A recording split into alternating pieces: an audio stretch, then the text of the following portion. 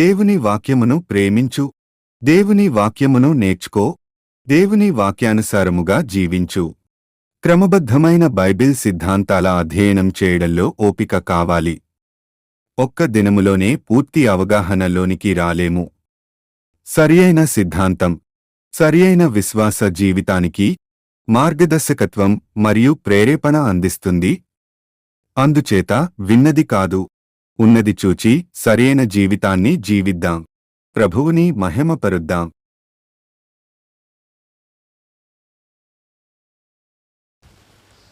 ప్రభువైన యేసుక్రీస్తు నామమున మీ అందరికీ కూడా శుభాలు తెలియజేస్తూ ఉన్నాను. ఈ రాత్రి సమయంలో పౌలు చేసిన ప్రార్థనల గురించి అనేకమైన ప్రార్థనలు ఉన్నాయి.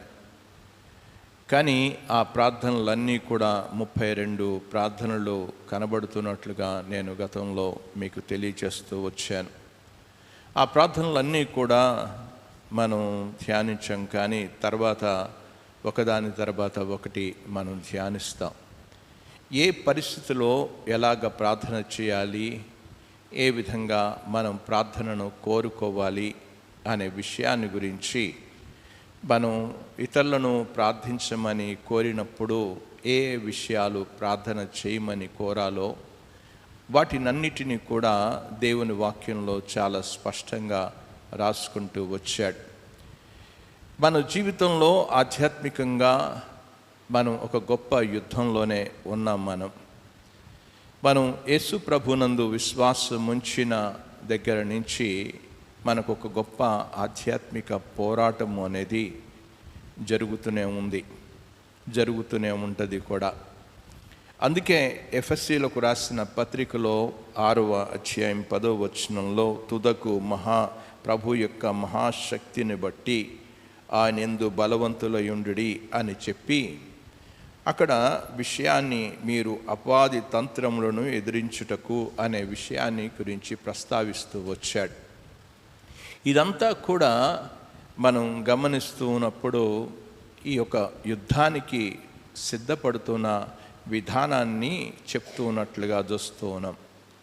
అదే సమయంలో ఈ యొక్క విషయాలన్నిటినీ కూడా పరిశుద్ధులకు ప్రార్థన చేయమని చెప్తూ మీరు ప్రతి సమయమందు అనే విషయాన్ని 18వ వచనంలో చెప్పాడు. ప్రతి సమయమందు అని పరిశుద్ధులకు ప్రార్థన చేయమని చెప్పడం మాత్రమే కాదు, ఆ యొక్క సంఘంలో ఉన్న వాళ్ళందరి కొరకు ప్రార్థన చేయడం మాత్రమే కాదు, పౌలు తన సేవ చేస్తున్న ఆ సేవను గురించి కూడా ప్రార్థన చేయమని కోరినట్లుగా చూస్తూ ఉన్నాం.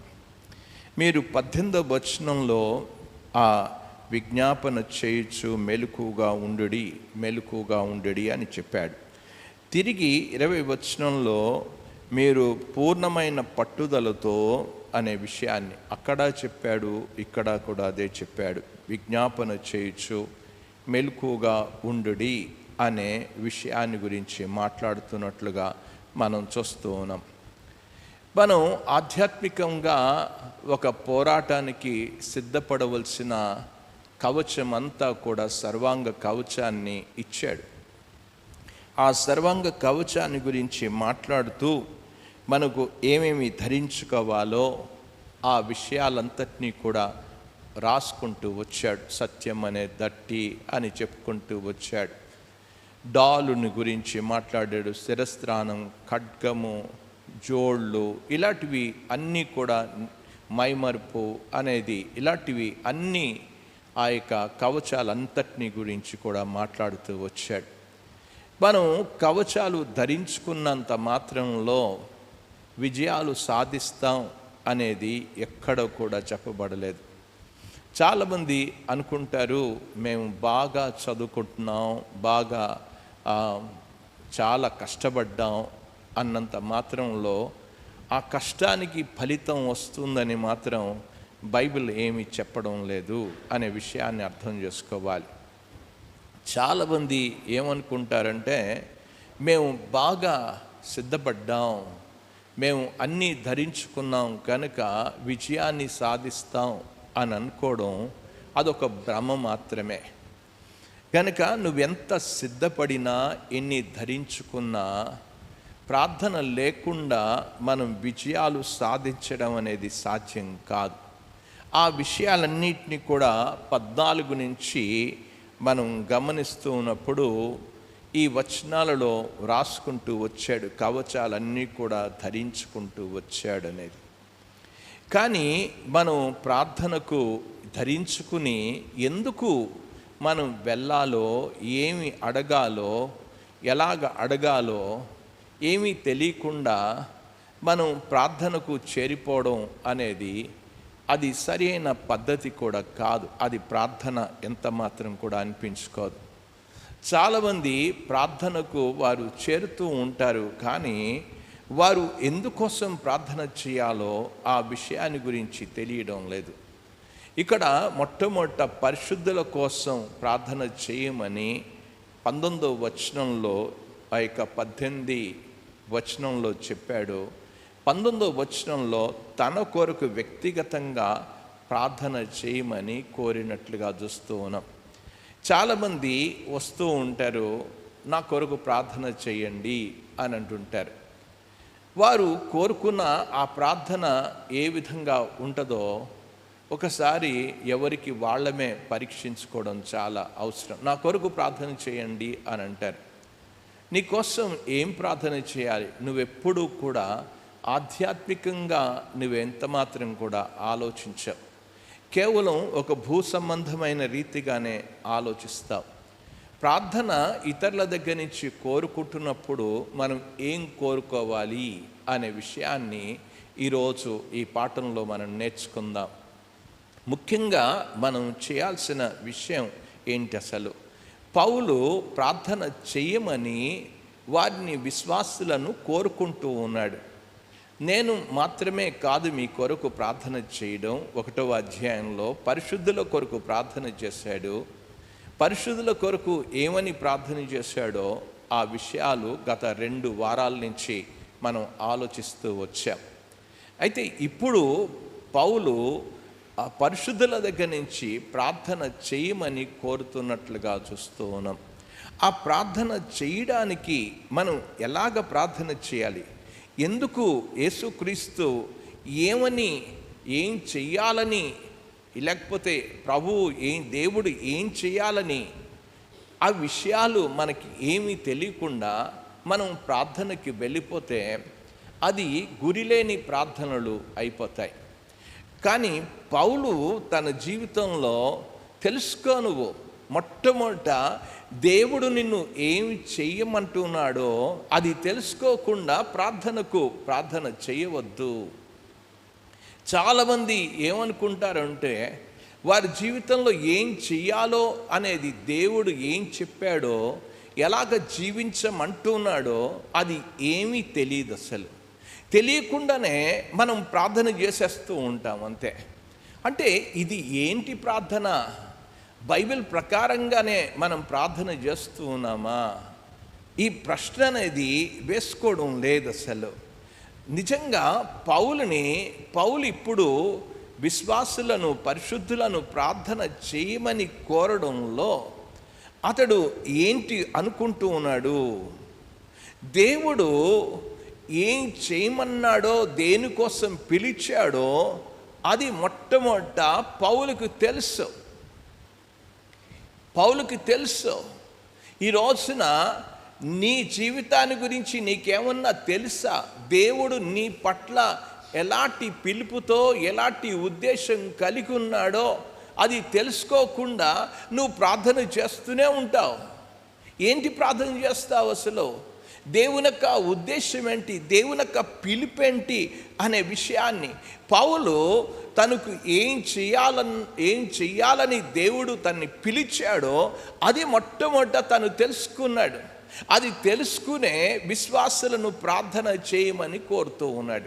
ఈ రోజున నువ్వు దేనికోసం దేవుడు నిన్ను ఏర్పాటు చేసుకున్నాడో, దేవుడు నిన్ను దేనికోసం పిలిచాడో, ఏ విధమైన జీవితాన్ని జీవించాలని దేవుడు కోరుకుంటున్నాడో ఇదేమీ తెలియకుండా నా కొరకు ప్రార్థన చేయండి అని చెప్పడంలో అది వ్యంగ్యంగానే ఉంటున్నది తప్ప, హాస్యాస్పదంగా ఉంటుంది తప్ప నిజమైన ప్రార్థన కాదు. నీవు మొట్టమొదట నీ జీవితంలో దేవుడు ఎలాగ పిలిచాడు, ఆ పిలుపును గురించిన అవగాహన నీకు కావాలి. అందుకే నేను చెప్పాను, ఆ పిలుపు యొక్క నిరీక్షణ ఎట్టిదో అనే ఆ పిలుపు, దేవుడు నిన్ను దేనికోసం పిలిచాడో ఆ విషయాన్ని మొట్టమొదట నువ్వు అర్థం చేసుకోవాల్సిన అవసరత ఉంది. రోమీలకు రాసిన పత్రికలోనికి వెళ్దాం. 1వ అధ్యాయంలోనికి మనల్ని పిలిచిన ఆ పిలుపు ఏంటో అనేది అర్థం చేసుకోండి. నువ్వు ప్రార్థన చేయకముందు ఎలాగ దేవుడు నిన్ను పిలిచాడో ఆ విషయాన్ని గురించిన అర్థం కాకుండా నువ్వు ఎలాగ ప్రార్థన చేస్తావు చెప్పు. రోమీలకు రాసిన పత్రికలోనికి మనం వెళ్దాం. 1వ అధ్యాయంలో మొదటి 7 వచనాలు కలిసి ఉన్నాయి. కానీ ఆ కలిసిన వచనాల దగ్గర నేను చదువుతూ ఉన్నాను, చూడండి ఏమని చెప్పాడో. 6-7 వచనాలు చివరిగా, ఈయన నామము నిమిత్తము సమస్త జనులు విశ్వాసమునకు విధేయులగునట్లు ఈయన ద్వారా మేము కృపను అపోస్తలత్వము పొందితిమి. మీరును వారిలో ఉన్నవారై యేసుక్రీస్తు వారుగా ఉండుటకు పిలువబడి ఉన్నారు. మీరు దేనికోసం పిలువబడ్డారు? ఆ విషయాన్ని మొట్టమొదట అర్థం చేసుకోవాలి. దేవుడు నన్ను పిలిచింది దేనికోసం పిలిచాడు? యేసుక్రీస్తు వారుగా ఉండుటకు అనే విషయాన్ని చెప్పాడు. ఇది అర్థం కాల. యేసు ప్రభు వారుగా ఉండడానికి నువ్వు రాలేదు. నువ్వు లోకస్తుడిగా ఉండడానికి వచ్చి ప్రార్థన చేస్తే ప్రార్థనకు జాబ్ ఏమీ రాదు. నువ్వు ప్రార్థన చేసే ప్రార్థన పద్ధతే సరైనది కాదు. దేవుడు నిన్ను పిలిచింది దేనికోసం పిలిచాడు? ఇది మొట్టమొదట మనం అర్థం చేసుకోవాలి. దేవుడు పిలిచింది తన వారుగా ఉండుటకు, తనతో సహవాసం చేయడానికి నిన్ను పిలిచాడు. నువ్వు దేనికోసం పిలువబడ్డావో ఆ విషయం ఏమి కూడా అర్థం కాదు నీకు. కానీ నువ్వు ప్రార్థన మాత్రం పిలుస్తూనే ఉంటావు. అంటే దేవుడు మనుషులమందరి పట్ల దేవుడు ఒక వ్యక్తిని రక్షించుకున్నాడు, ఒక వ్యక్తిని పిలుచుకున్నాడు, దేవుడు ఎన్నుకున్నాడు అనంటే దేవునికి ఒక గొప్ప ప్రణాళిక ఉంది. ఆ ప్రణాళికను అర్థం చేసుకోకుండా నువ్వేదో ప్రార్థన చేయమని కోరితే ప్రయోజనం ఏంటి అసలు? పౌలు ఎందుకు ప్రార్థన కోరుకుంటూ ఉన్నాడు? నాకు తెలుసులే, నాకు ఏం చేయాలో తెలుసు, నా బ్రతుకు తెలుసు, నా జీవితం తెలుసు, నేను అలా బ్రతకాలో అనేది తను గర్వించలేదు. తను ఎంత మాత్రం కూడా అతిశయించలేదు. నేను 8వ రోజున సున్నతి పొందాను, గమాలియేలు పాదాల దగ్గర పెరిగాను, ధర్మశాస్త్రం అంతా కూడా తెలుసు, ఈ 39 పుస్తకాలు నాకు తెలుసు అని చెప్పేసి అతిశయించలేదు, గర్వించలేదు. నాకు తెలుసు ప్రార్థన ఎలాగో చేసుకోవాలో తెలుసు, మీరెవ్వరూ కూడా ప్రార్థన చేయనవసరం లేదు, నాకంతా తెలుసు అని అనుకోలేదు. దేవుడు పిలిచిన పిలుపుకు, దేవుడు నన్ను ఏర్పాటు చేసుకున్న ఏర్పాటుకు నేను సరి అయిన రీతిగా నిలబడాలి అనంటే నాకు కావాల్సింది ప్రార్థన కావాలి. ఈ రోజున చాలామంది వారి జీవితాలలో అంటే పౌలు తన సొంత శక్తితో పని చేయాలని, నిలబడాలని అనుకోవడం లేదు. తను దేవుని యొక్క శక్తి కావాలి నాకు. ఇది తన యొక్క జీవితంలో ప్రార్థన కోరుకోవడంలో ఉద్దేశం. అది ఈరోజు మన ప్రార్థన కోరుకోవడంలో ఉద్దేశం ఏంటి? ఇంకా అంత మాత్రమే కాదు, ఆ పిలుపును గురించిన ఎంత చక్కని అవగాహన కలిగి ఉన్నాడో. దేనికోసం? నేను ఇంతకాలం జీవించేశాను కదా. ఈ ఎఫ్ఎస్సి పత్రిక రాస్తూ ఉన్నప్పుడు అతను ఒక జైల్లో ఉన్నాడు, చివరి దినాలలో ఉన్నాడు. ఇక తను చంపబడతాడు. ఆ చెరసాల్లో ఉన్నప్పుడు తను ఏమనుకుంటున్నాడు? చెరసాల్లో ఉన్న అలాంటి వ్యక్తి ఏమనుకున్నాడు? నేను ఇంతవరకు సేవ చేశాను, చాలులే అని అనుకోలేదు.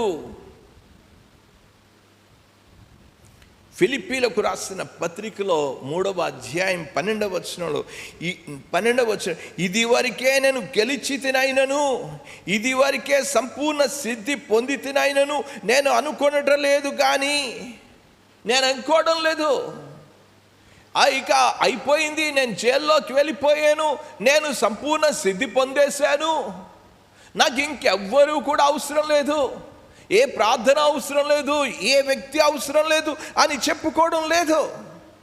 ఇంకా నేను పరిగెత్తాల్సింది ఉంది. అక్కడ చెప్పాడు, కానీ దేని నిమిత్తము క్రీస్తు చేత పట్టబడి తినో దానిని పట్టుకొన వల్లని పరిగెత్తుచున్నా. ఇంకా అరే, చెరసాల్లో ఉన్నావు,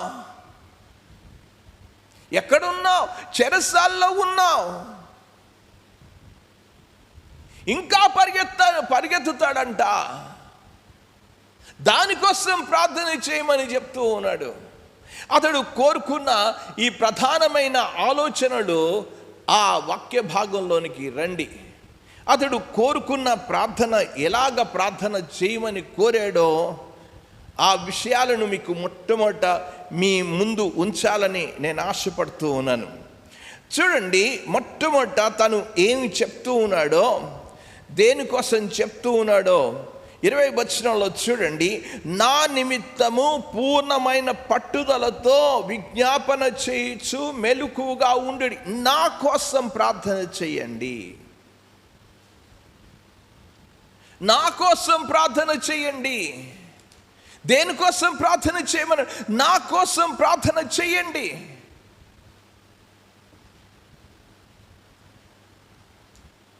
తను ఆ చెరసాల్లో ఉన్నప్పుడు ఆ రోమా సైనికుడు ఇంత డ్రెస్ వేసుకున్నాడు, శిరస్త్రాణం వేసుకున్నాడు, ఖడ్గం పట్టుకున్నాడు, డాలు పట్టుకున్నాడు, అన్ని సత్యమనే దట్టు ఉంది, కాళ్ళకు చోళ్ళు ఉన్నాయి, ఇవన్నీ ఉన్నాయి.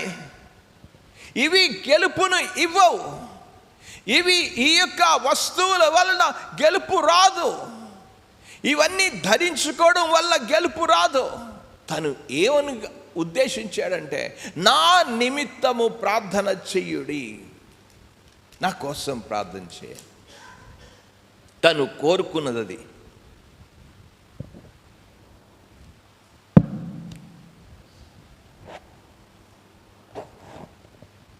నా నిమిత్తం, నా కోసం ప్రార్థన. నువ్వు అడగడంలో తప్పేం లేదు, ప్రార్థన చేయమని కోరడంలో తప్పేం లేదు.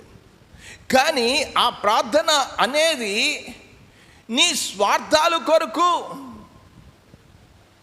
అవి నీ కోసం అడగడం అనేది తప్పు. ఇతను దేనికోసం అడుగుతూ ఉన్నాడు? ఏ అవసరాన్ని గురించి అడుగుతున్నాడు? అడగకపోవడం కూడా తప్పే. ఈ రెండు కూడా గమనించాలి. అడగకపోవడం చేత అది గర్వాన్ని సూచిస్తుంది. ఇక్కడ పౌలు, నేను ఇదివరకే గెలిచి తినైనను, నేను అనుకోవడం లేదు అంటే దేన్ని కోరుకుంటున్నాడు? ఇంకా నేను సాధించాల్సింది ఉంది. స్వయం సమృద్ధి కలిగిన వ్యక్తిని దేవుడు ఎప్పుడు ఉపయోగించుకోడు. నాకంతా తెలుసు అనుకున్న వాడిని ఉపయోగించుకోడు దేవుడు. దేవుడు దీవించాడు కూడా, దేవుడు ఆశీర్వదించాడు కూడా, దేవుడు నిలుపుకోడు కూడా. స్వయం సమృద్ధి, నాకేంటి అనుకున్న వాళ్ళని దేవుడు ఎంత మాత్రం కూడా ఉపయోగించుకోడు. అలాంటి వ్యక్తి దేవునికి అవసరం లేదు. అందుకే ఇక్కడ చెప్తూ ఉన్నాడు, నిజంగా దేవునిపై ఆధారపడే వ్యక్తి ఎలాగుంటాడు? చాలా దీనుడుగా ఉంటాడు, వినయ మనస్సు కలిగిన వాడై ఉంటాడు. అందుకే ఇక్కడ చెప్పాడు, నా నిమిత్తము పూర్ణమైన పట్టుదలతో.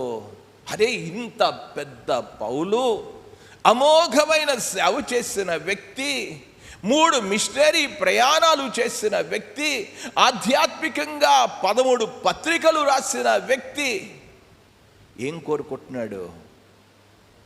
ప్రార్థన కోరుకుంటున్నాడు. ప్రియమైన వారడా, ఎవరైతే దీనులై వినే మనస్కులై ప్రార్థన కావాలని కోరుకుంటారో దేవుడు వారిని వాడుకుంటాడు. ఇది మొదటి విషయం. నా నిమిత్తము మీరు ప్రార్థన చేయుడి. దేనికోసం ప్రార్థన చేయాలి? ఆ విషయాన్ని గురించి, నా అవసరాల కొరకు ప్రార్థన చేయండి, నా ఆర్థిక పరిస్థితిని గురించి ప్రార్థన చేయండి, నా ఆరోగ్యాన్ని గురించి ప్రార్థన చేయండి, నా కుటుంబాన్ని గురించి ప్రార్థన చేయండి, నా యొక్క జనాంగాన్ని గురించి ప్రార్థన చేయండి. దేవుడు అన్నిటినీ కూడా దీవించాలి, ఆశీర్వదించాలి, ఇలాంటివి ఏమి కోరుకోలేదు. అతడు ఏం కోరుకున్నాడో, ఏమి ప్రార్థన చేయమన్నాడో, నా నిమిత్తము ప్రార్థన చేయడని మొదటి చెప్పాడు. ఏం ప్రార్థన చేయాలి పౌలు? చెప్పు, ఏం ప్రార్థన చేయాలి? 2 విషయాలు చెప్పాడు. ఆ 2 విషయాల్లో మొట్టమొదట మనం గమనిద్దాం, దేవుని యొక్క వాక్యంలోనికి వెళ్దాం. ఎక్కడున్నాడు? ఎలాంటి పరిస్థితిలో ఉన్నాడు? దేవుని యొక్క వాక్యంలోనికి అతడు ఎటువంటి పరిస్థితిలో ఉన్నాడో చూడండి. 19వ వచనంలో, మరియు నేను దేని నిమిత్తము రాయబారినై సంఖ్యలలో ఉన్నానో. ఎక్కడున్నాడు? సంఖ్యలలో ఉన్నాడు, జైల్లో ఉన్నాడు. ఈ పత్రిక రాస్తూ ఉన్నప్పుడు అతడు ఉన్నది జైల్లో ఉన్నాడు. ఆ సంఖ్యల్లో ఉన్న వ్యక్తి ఏమని కోరుకుంటాడు చెప్పండి? జైల్లో ఉన్నవాడు ఎలా కోరుకుంటాడు చెప్పు? ప్రభువా, ఈ సంఖ్యలన్నీ కూడా ఆ రోజున అపోస్తలుల కార్యం 16వ అధ్యాయంలో చెప్పిన రీతిగా సంఖ్యలు ఊడిపోవాలి, చెరసాల తలుపులు తెరవబడాలి, పేతురు బయటకు వచ్చినట్లు బయటికి రావాలి అని ప్రార్థన చేయమని కోరలా. ఈరోజు అంటే మనం ఏ రీతిగా ఉన్నాం విశ్వాసంలో, ఏ ప్రార్థన జీవితాన్ని కలిగి ఉన్నాం? నాకు జైల్లో చాలా ప్రమాదం ఉంది, నాకు భద్రత లేదు, నాకు సౌకర్యం లేదు, నాకు సుఖం లేదు, సరి అయిన బెడ్ లేదు, సరి అయిన నీళ్ళు లేదు, సరి అయిన ఆహారం లేదు, ఏమీ లేదు ఇక్కడ అని ఏమి చెప్పలా. ఈ రోజున మనం ఆ స్థితిలో ఉంటే ఏమని ప్రార్థన చేయమని కోరేవాళ్ళం? ప్రియమైనవారా, అతడు వీటన్నిటి కొరకు ప్రార్థన చేయమని కోరలేదు. ఏమన్నాడు? చదువుతున్నాను. ఆ సువార్త రాయబారినై సంఖ్యల్లో ఉన్నాను, ఆ సువార్త నిమిత్తము, ఆ సువార్త మర్మమును ధైర్యముగా తెలియచేయుటకు నేను మాట్లాడు నోరు తెరిచినప్పుడు దాని గూర్చి నేను మాట్లాడవలసినట్టుగా. దేనికోసం ప్రార్థన చేయమన్నాడు? దేవా, నీ వాక్యాన్ని చెప్పడానికి నీ సువార్త అవకాశాలు నాకు ఇవ్వు. అరే, జైల్లో ఉన్నావు, సంఖ్యల్లో ఉన్నావు, ఇంకేం చేస్తావు పౌలు? సంఖ్యల్లో ఉన్నావు, ఏమని ప్రార్థన చేస్తూ ఉన్నాడు? సంఖ్యల్లో ఉండి ఏదో తను వాదించడానికి న్యాయవాదిగా నిలబడడం లేదు, డిఫెన్స్ చేసుకోవడం లేదు, ప్రతిఘటించడం లేదు, సమర్థించుకోవడం లేదు. నేను ఈ సంఖ్యల్లో ఉన్నా, అనవసరంగా వేశారు, ఏమి మాట్లాడాల, డిఫెన్స్ చేసుకోలేదు తను. నేను సంఖ్యల్లో ఉన్న రాయబారిని అని అన్నాడు. ఆ మాటలు ఎంత అద్భుతంగా చెప్పాడు. ఏమన్నాడు? రాయబారినై సంఖ్యల్లో, నేను సంఖ్యల్లో ఉన్న రాయబారిని, హైక జైల్లో ఉన్న రాయబారిని అనే విషయాన్ని చెప్పాడు. ఒక రాయబారి అని అంటే అంబాసిడర్ అని అర్థం. ఒక దేశ రాయబారి మన దేశాన్ని నుంచి ఇతర దేశాలకు రాయబారులను పంపిస్తారు. వాళ్ళని పంపించే వాళ్ళు చాలా పెద్ద తలకాయల్ని పంపిస్తారు, జ్ఞానము కలిగిన వాళ్ళను పంపిస్తారు, అనుభవ జ్ఞానులను పంపిస్తారు. ఇక్కడ చెప్తూ ఉన్నాడు, ఒక సాధారణమైన ఒక పెద్ద వ్యక్తిగానే ఉన్నా, ఇంకేమంటున్నాడు అంటే ఒక రాజు పక్షమున నిలబడేవారు, ఒక దేశ పక్షమున నిలబడే వ్యక్తి రాయబారి ఆ దేశానికి వెళ్ళి, అంటే మన దేశాన్ని నుంచి ఆ దేశానికి ప్రాతినిధ్యం వహిస్తూ ఉన్నాడు. ఇది రాయబారి. రోమా ప్రభుత్వంలో, రోమా జైల్లో ఉండి ఇప్పుడు అంటున్నాడు, నేను క్రీస్తుకు ప్రతినిధిగా ఉన్నా, నేను రాయబారిని. ఎంత అద్భుతంగా చెప్పాడు. నేను సంఖ్యల్లో ఉన్న రాయబారిని.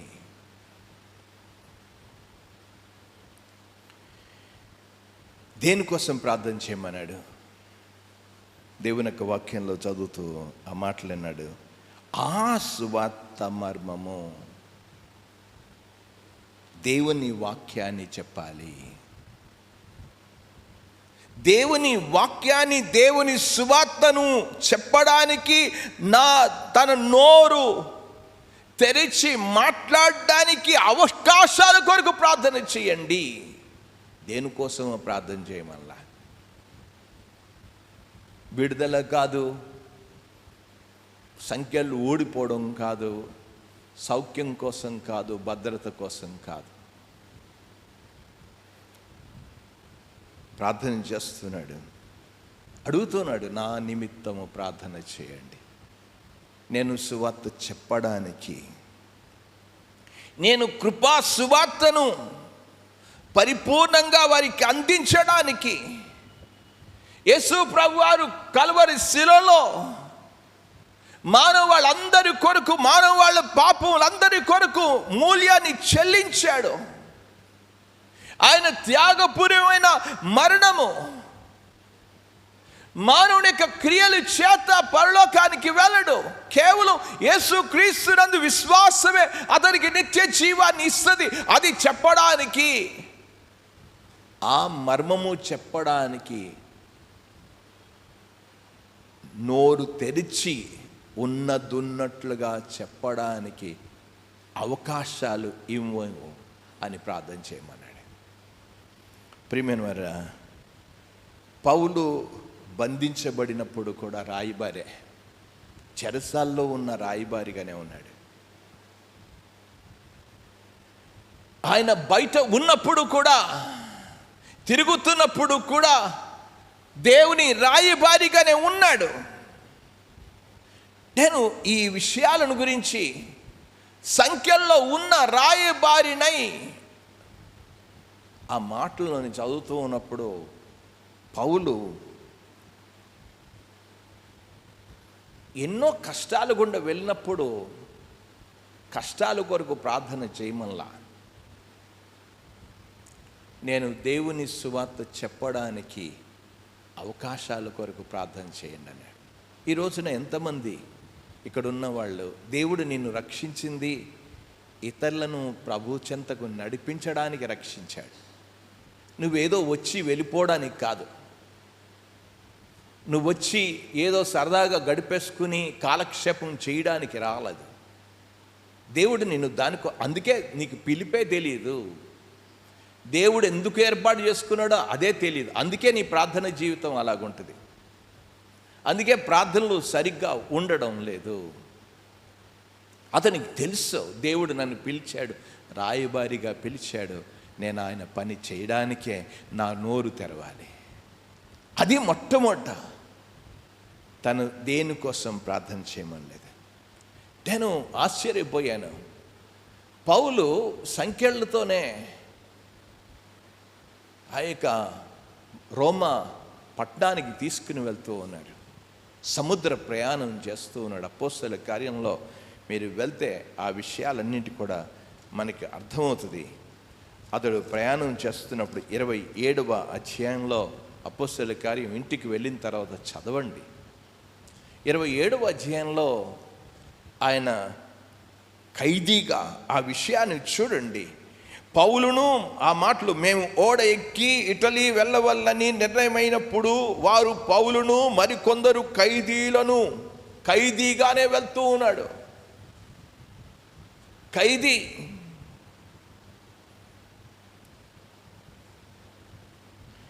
నలభై 42వ వచనంలో చదువుతున్నాను, ఖైదీలలో ఎవడును ఈదుకొని పారిపోకుండానట్లు వారిని చంపవలనని సైనికులు ఆలోచనకు పుట్టెను గాని శతాధిపతి పౌలును రక్షింప ఉద్దేశించి వారి ఆలోచనను కొనసాగనీయక అనే మాటను చెప్తున్నాడు. పౌలు ఒక ఖైదీగానే వెళ్ళాడు. నేనే ఖైదీని, నా విడుదల కొరకు ప్రార్థన చేయండి అని అనలే. అరే, సముద్ర ప్రయాణాలు చేస్తున్నప్పుడు కూడా అక్కడ కూడా రాయబారిగానే ఉన్నాడు. ఏం చేశాడు అక్కడ? వాళ్ళకి ఎంత చక్కగా అద్భుతంగా సందేశాన్ని ఇచ్చాడు. ప్రభువుని గురించి మాట్లాడాడు. అయ్యలారా అని చెప్పి దేవుడు నాతో మాట్లాడాడు, నాకు దూతగా కనబడి నన్ను బలపరిచాడు. ఈ విషయాలన్నీ కూడా చెప్పాడు. ఒక రాయబారిగా ఉన్నాడు. నేను చెరసాల్లో ఉన్న రాయబారిడే, బయట ఉన్న రాయబారిడే, సముద్రంలో ఖైదీగా వెళ్తున్నా నేను రాయబారినే. ఈ రోజున క్రైస్తవుడు ఈ విషయాన్ని అర్థం చేసుకోవడం లేదు. నువ్వు దేవుని యొక్క రాయబారులు.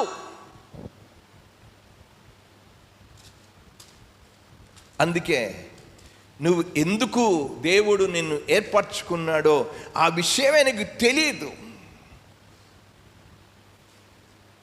దేవుని యొక్క వాక్యంలో కొరింథీయులకు రాసిన 2వ పత్రిక 5వ అధ్యాయం 20వ వచనంలో, కావున మా ద్వారా వేడుకున్నట్లు మేము క్రీస్తునకు రాయబారులమై, మేము రాయబారులం.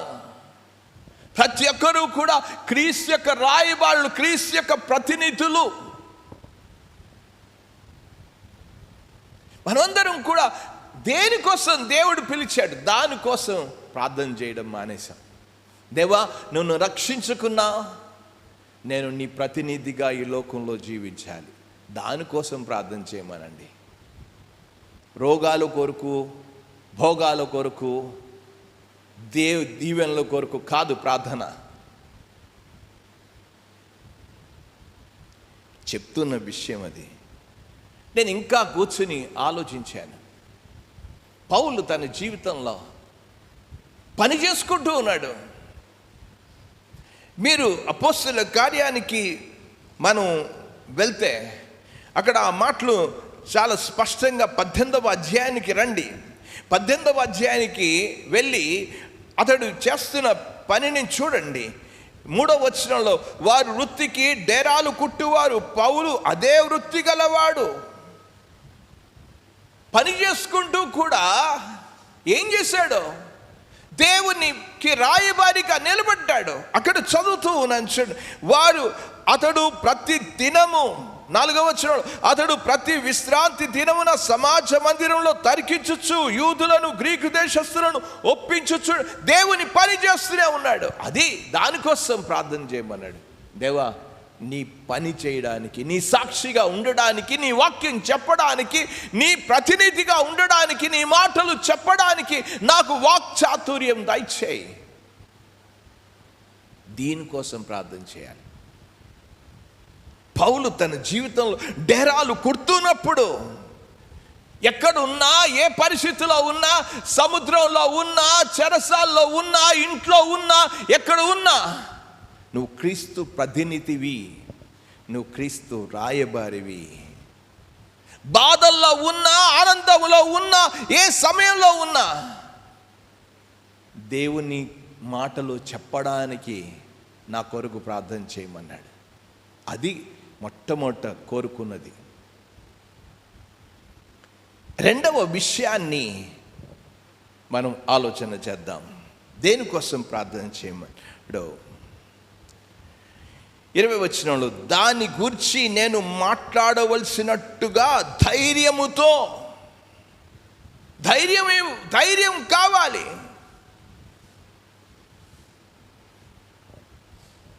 ధైర్యము కొరకు ప్రార్థన చేయండి.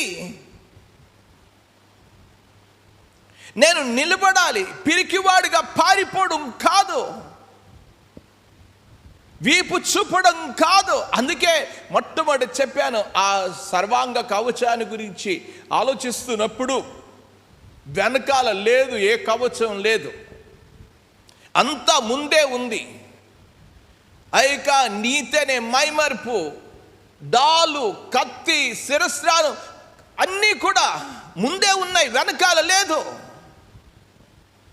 వెనక చూపడం కాదు, ధైర్యంగా ప్రభు కొరకు నేను నిలబడాలి, ధైర్యం కోసం ప్రార్థన చేయండి అని అన్నాడు. ఇది పౌలు కోరుకున్న ప్రార్థన. ఈ రోజున ఇక్కడ కూర్చున్న వాళ్ళు, నువ్వేం కోరుకుంటున్నావు? ప్రార్థన, నా కొరకు ప్రార్థన చేయండి, నా నిమిత్తం ప్రార్థన చేయండి. ఏంటి కోరికనిది? ఒక్కసారి కూర్చుని ఆలోచించు. ఎన్నో సంవత్సరాలు అయిపోయి దేవుని కొరకు ఒక్క ప్రతినిధిగా నిలబడి దేవుని కొరకు మాట్లాడేవా? ఒక్క వ్యక్తినైనా ప్రభు కొరకు సంపాదించగలిగేవా? దీనికోసం ప్రార్థన చేయమనండి. ఏదో ప్రార్థన చేయండి అని కాదు. ప్రియమైన వారరా, మన జీవితంలో మనం నేర్చుకోవాల్సిన పాఠం, దేని కొరకు ప్రార్థన అడగాలో అది కూడా తెలియాలి. దేవుని యొక్క వాక్యంలో ఫిలిప్పీలకు రాసిన పత్రికలోనికి వెళ్దాం. 1వ అధ్యాయంలో నేను చదువుతూ ఉన్నాను, చూడండి. 1వ అధ్యాయంలో ఎఫ్ఎస్సి పత్రిక తర్వాత ఫిలిప్పీలకు రాసిన పత్రిక అది. ఎఫ్ఎస్సి, ఫిలిప్పు, కొలస్సి, ఇది వరుసగా ఒక పత్రిక తర్వాత ఒక పత్రిక రాశాడు. ఇప్పుడు ప్రార్థన చేయమని కోరాడు. ధైర్యం కావాలి, నాకు మాత్రమే కాదు, విశ్వాసులందరికీ ధైర్యం కావాలి, దేవుని కొరకు నిలబడాలి. ఈరోజు పిరికి పందలుగా ఉంటున్నాం. పిరికి వారు ఎవ్వరూ కూడా దేవుని రాజ్యమునకు వారసులు కాలేరు. మొట్టమొదటి జాబితాలో, అగ్నిగుండంలో వెళ్ళే జాబితాలో 2వ జాబితా అది. పిరికివారు, ప్రభు కొరకు నిలబడలేని వాళ్ళు, ప్రభు కొరకు సాక్షులుగా నిలబడలేని వాళ్ళు, ప్రభువుని గురించి మాట్లాడలేని వారు, వారు 2వ జాబితాలోనే ఉన్నారు. పిరికివారు, మొట్టమొదట ఆ జాబితా చూడండి. కాల్సిస్తే ప్రకటన గ్రంథానికి వస్తే మీకే అర్థమవుతుంది. ఏమన్నాడు? మాటలు చదువుతున్నాను. 21వ అధ్యాయానికి రండి. 21వ అధ్యాయంలో 21వ మొదటి జాబితా 8వ వచనంలో మొదటి పిరికివారు, మొదటి జాబితా, మొదట్లోనే వాడు ఉంటాడు. ఈ రోజున ఇక్కడ కూర్చున్నాం, అబ్బో మేము చాలా చాలా మంచి క్రైస్తవులం. ఏం క్రైస్తవుడివి? దేవుని కొరకు నిలబడలేని వాడివి, దేవుని కొరకు ఏది పిలుపో తెలియని వాడివి, ఎక్కడ పోతున్నావో తెలియని వాడివి, ఏం ప్రార్థన చేస్తున్నావో తెలియని వాడివి. ఇది కాదు ప్రార్థన. తెలుసుకో, దేవుడు నిన్ను పిలిచాడు, నాకు రాయబారిగా ఉండాలి, నా కొరకు మాట్లాడాలి, నా కొరకు ధైర్యంగా నిలబడాలి. ఫిలిప్పీలకు రాసిన పత్రికలోనికి వెళ్దాం. ఫిలిప్పీలకు రాసిన పత్రిక 1వ అధ్యాయం 12వ వచనంలో నుంచి నేను చదువుతూ ఉన్నాను. సహోదరులారా, ఇప్పుడు ప్రార్థన చేశాడు కదా, అడిగాడు, ప్రార్థన చేశాడు.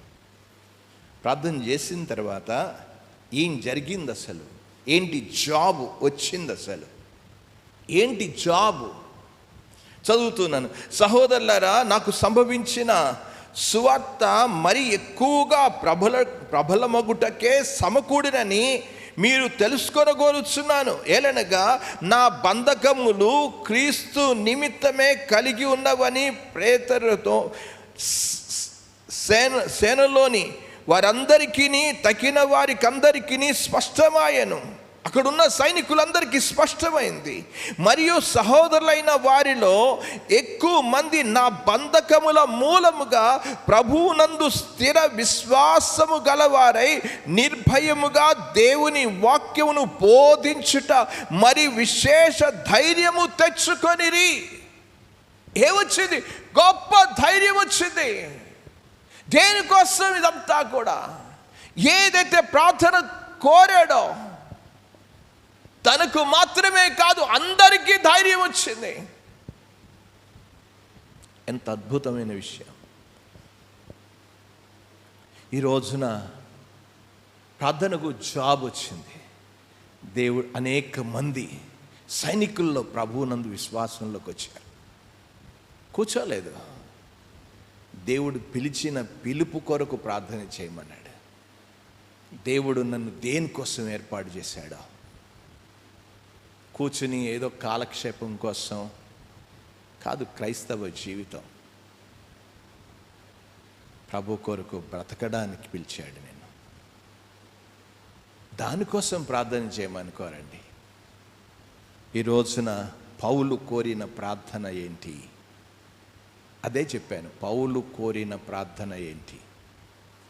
అందులో కోరిన రెండు విషయాలు. నా నిమిత్తము ప్రార్థన చేయుడి అని చెప్పాడు. మొదటిది, అవకాశాలు రావాలి, సువార్త మర్మము చెప్పాలి. రెండవది, అది చెప్పేది ధైర్యంగా నిలబడే చెప్పాలి. ఈ రెండే ప్రార్థన చేయమన్నాడు. ఈరోజు నీ ప్రార్థన ఏంటి? నీ కోరిక ఏంటి? దేనికోసం ప్రార్థన చేయమంటున్నావు?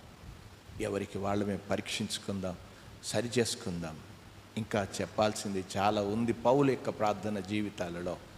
నేను చాలా దాటేశాను. 3వ అధ్యాయంలో ప్రార్థన ఉంది, 6వ అధ్యాయంలో 18వ వచనంలో ప్రార్థన ఉంది. కానీ పౌలు మన కొరకు ప్రార్థన చేశాడు. పౌలు అంటున్నాడు, నా కొరకు ప్రార్థన చేయమన్నాడు. వ్యక్తిగతంగా నా కోసం ప్రార్థన. ఏంటి ప్రార్థన? నీ వ్యక్తిగతంగా నువ్వు కోరుకోవలసిన ప్రార్థన ఏంటో అనేది ఇక్కడ చాలా స్పష్టంగా చెప్పాడు. దానికోసం ప్రార్థన చేయమని చెప్పు. దానికోసమే ప్రార్థన చేసుకుందాం. దేవుడి కొద్ది మాటలను దీవించును గాక.